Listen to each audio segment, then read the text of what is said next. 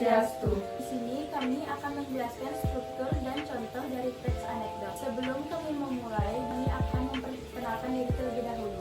Perkenalkan, nama saya Desa Mandana Haru Putri, absen 1 dari kelas 10 IPS 4. Perkenalkan, nama saya Lima Desinta Maharadewi dari kelas 10 IPS 4, nomor absen 35. Perkenalkan, nama saya Dika Eka Dewi, nomor absen 28 dari kelas 10 IPS 4. Perkenalkan, nama saya Nyaman Suritami, nomor absen 38 dari kelas 10 IPS 4. Perkenalkan, nama saya Putri Fania Renggara Putri Tiana, nomor absen 46 dari kelas 10 IPS 4. Adi merupakan salah seorang petugas kebersihan yang sangat rajin.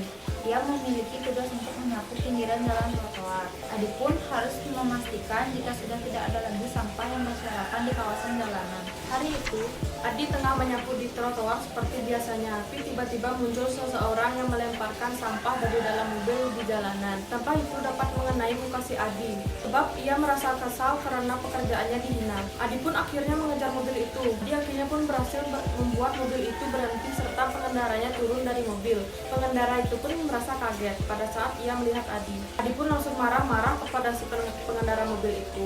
Kemarahan Adi semakin menjadi-jadi dan ia kemudian mengatakan apabila membuang sampah harus di tempatnya dan tidak boleh sembarangan. Pengendara mobil itu pun akhirnya menerangkan kepada Adi jika sebetulnya ia telah berusaha membuang sampah dalam tempatnya. Namun tadi sang pengendara juga berupaya membuang sampah ke dalam tong sampah.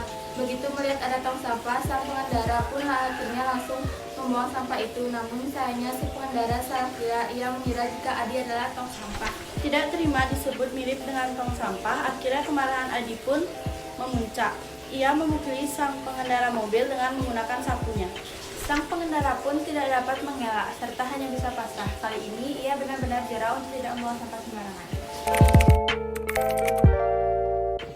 Di sini saya akan menjelaskan pengertian struktur-struktur yang ada di bagian teks anekdot. Abstraksi merupakan bagian awal paragraf yang berfungsi memberikan gambaran tentang isi teks. Biasanya bagian ini menunjukkan hal unik yang akan ada di dalam teks.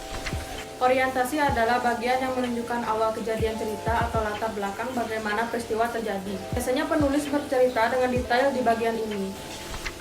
Krisis adalah bagian di mana terjadi hal atau masalah yang unik atau tidak biasa terjadi pada di penulisan atau orang yang menceritakan.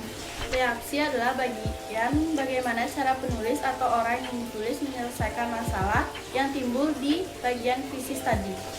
Koda, bagian akhir dari cerita unik tersebut, bisa juga dengan memberi kesimpulan tentang kejadian yang dialami penulis atau orang yang ditulis. Sekian video presentasi dari kelompok kami. Mohon maaf jika ada salah kata disengaja maupun tidak. Kami tutup dengan Parama Santi. Om Santi Santi Santi Om.